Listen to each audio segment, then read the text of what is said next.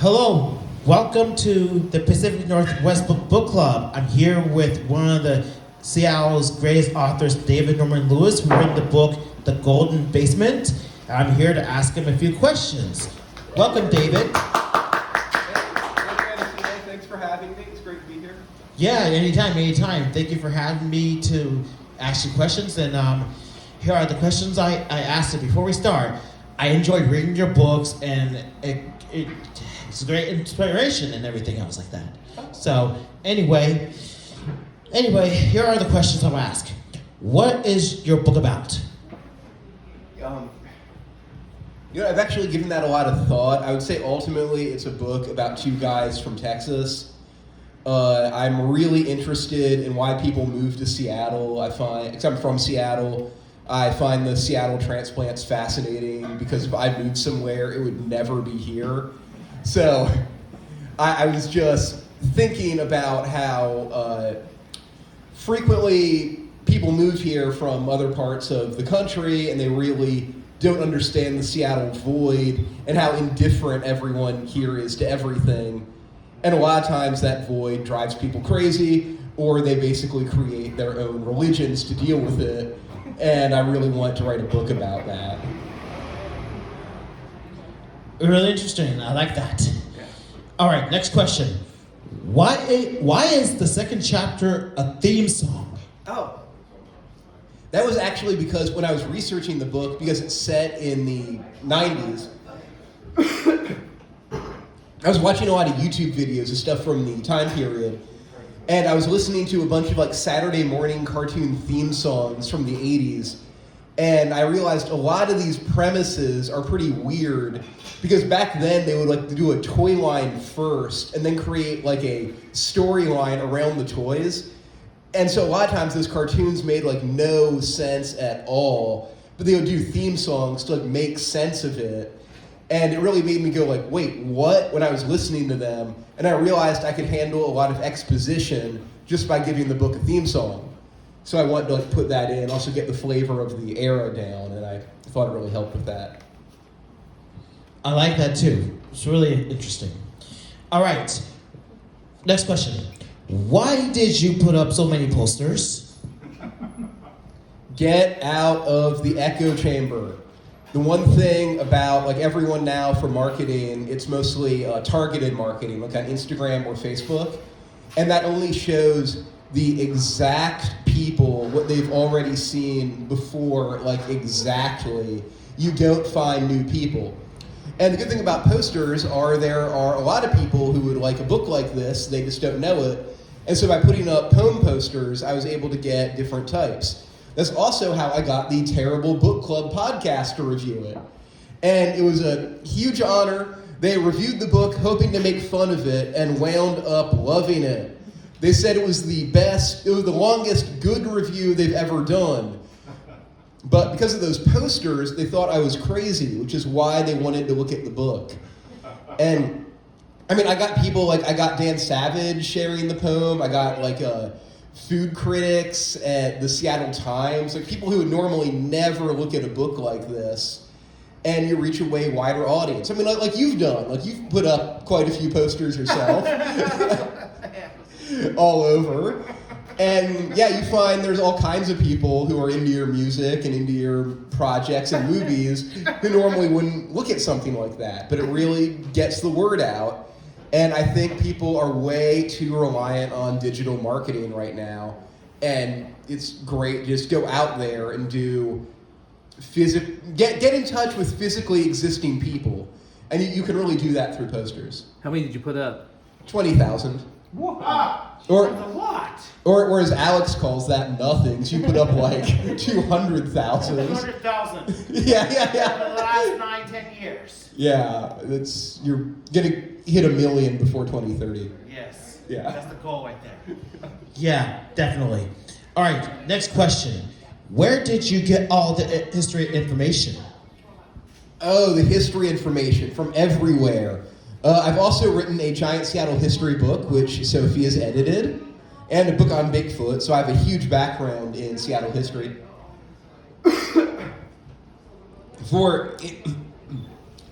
80s, 90s stuff, one of the best people is, his name is Clark Humphrey. He wrote Loser, which is a history of grunge rock, but he's also written a lot of other stuff about Seattle from that era. So that was really good for historical background.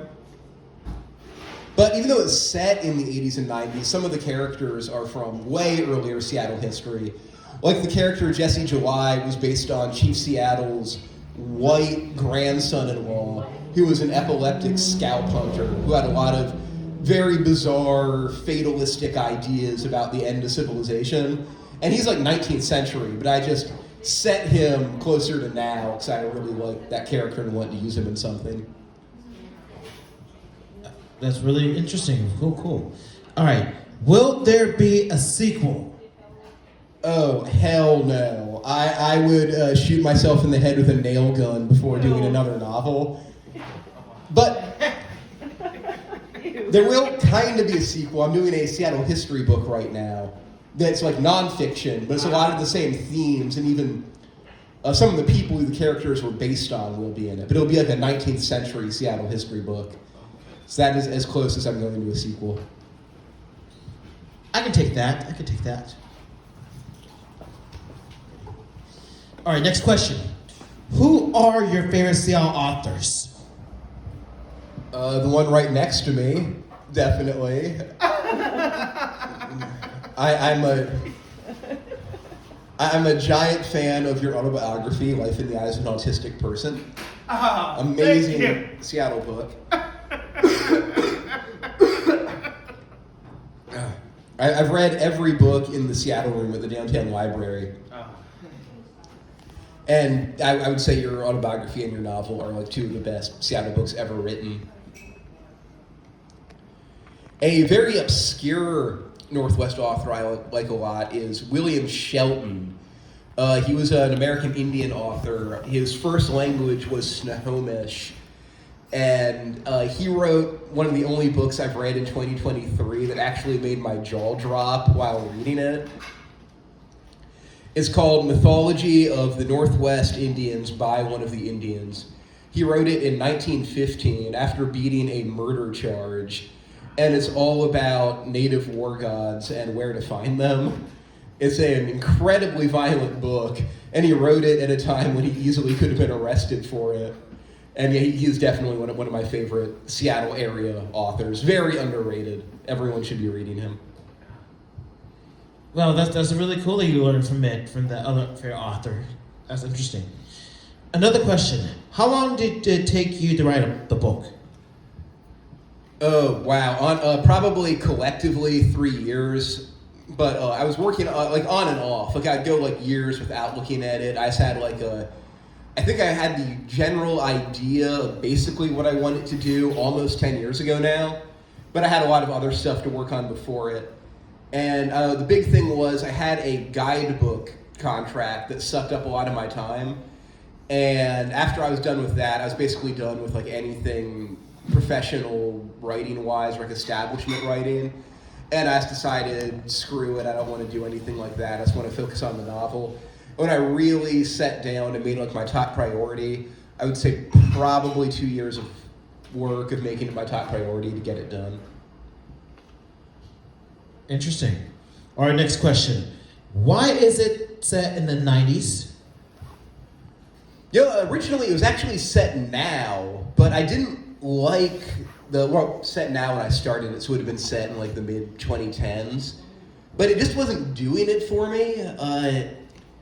It was, I had when I lived in LA, I met a guy who wrote for shows, and he said one reason that there were so many shows set in the 80s and 90s was because people don't really talk as much anymore, so it's actually harder to set stuff now.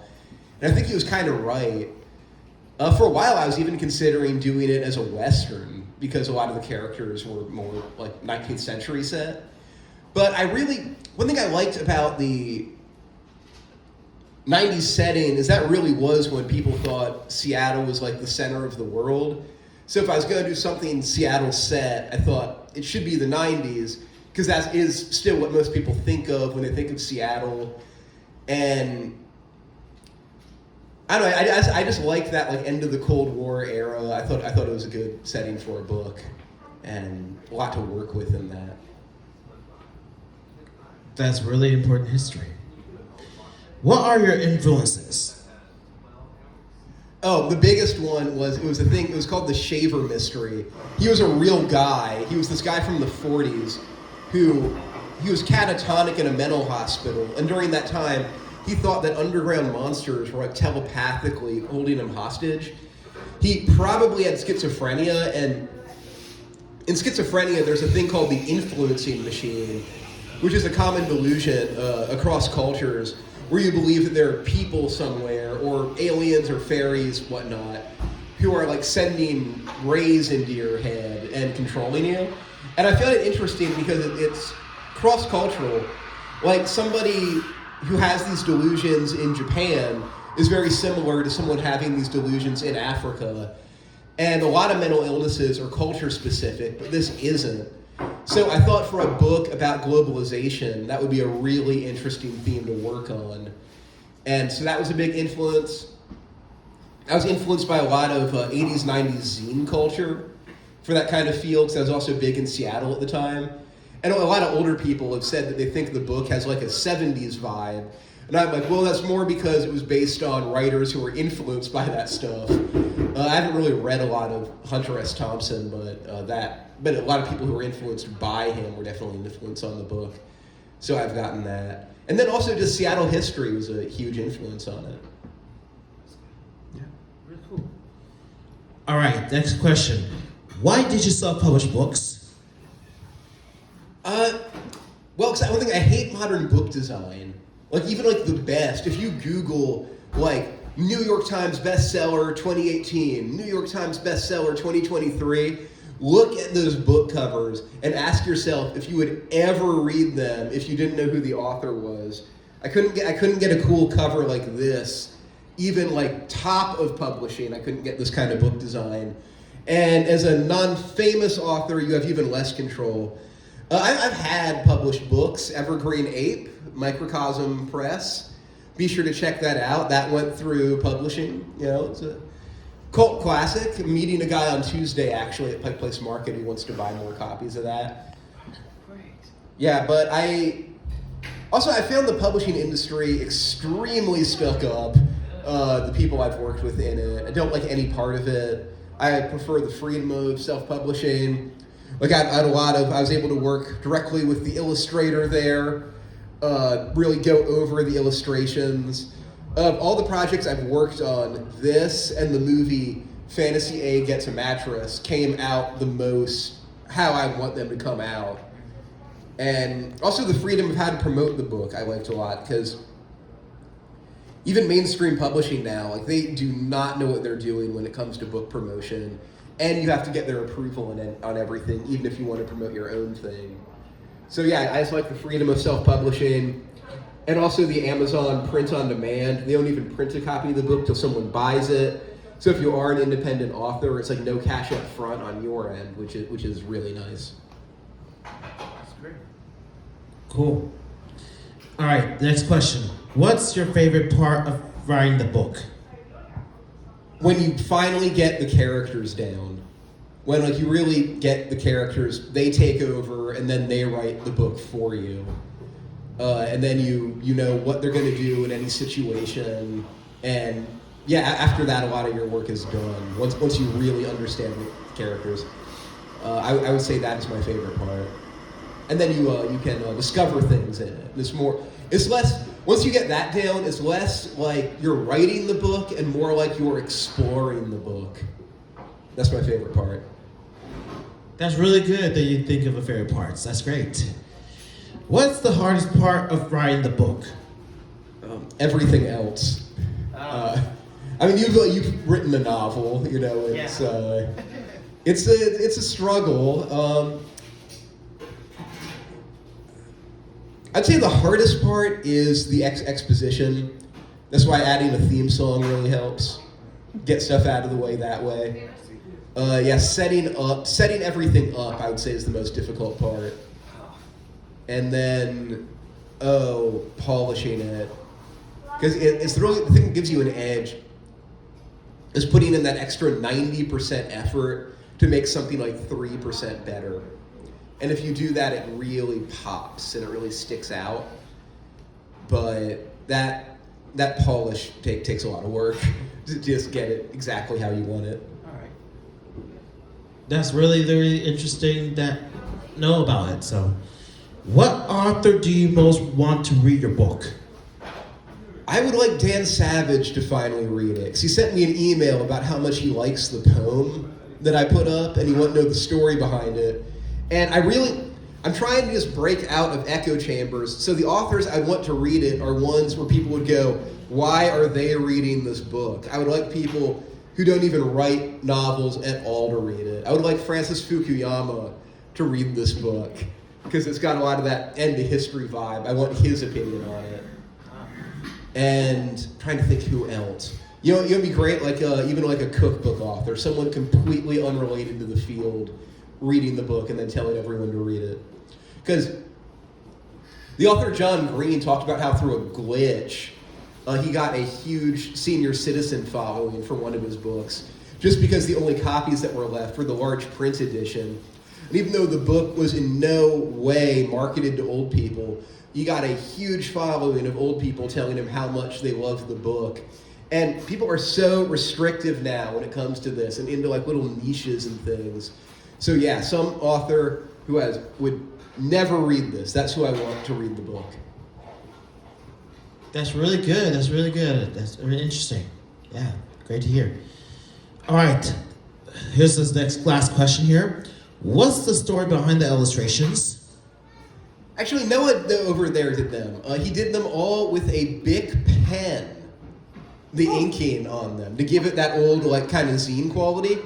And because to market this to, like, college students, high schoolers, I wanted to make sure the book was something they could do.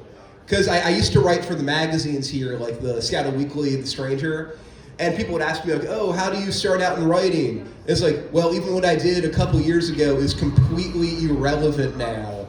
So I wanted to do something that anyone could do, because I really don't like, even when you go to events now, you get like really outdated advice from like famous writers, how they think it works. And it's nothing someone now could do. So I wanted to, with the illustrations, like someone like could do these. I mean, not as good as Noah's an incredible illustrator, but something you could like work on in class, like that doesn't require a lot of special software or anything. It's just a Bic pen and Bristol board, right, Noah? Mm-hmm. Yeah. So just very old school kind of stuff. Well, that's really interesting that you got those illustrations going. So before we wrap up, do you have anything else to say to everyone? Yeah, I'd actually like to ask you a couple questions about your process. What do you think is the hardest part of writing a book? That's a good question, David. Thank you for asking. The most hardest part is the writer's block, because if you couldn't think of what to write next, you'd be stuck for the next few hours or days, and you couldn't think what's happening next. It happens to, my other friend who has a writer's block. It took him a while to get to think of what to write. And me, days later, when it comes back at me, I get back on writing of what I left off and everything. It takes a while for it to write a few things that I try to think of. It's like, what am I stuck on? I need to get myself out more to get more creative thinking before I get blocked again. So that's why I find writer's block really hard and much more. So yeah, that's the most hardest part. That is very true. We're working on a screenplay right now, me and Noah, and it's not writer's block, it's more just character details we're getting down. But it's difficult. Well, thank you, Alex. Well, thank you for sharing, David, and glad that you came to be in the book club, and happy to have you. All right, that's all for today. Be yourself, be inspired, respectful. Thank you for watching. Thank you so much.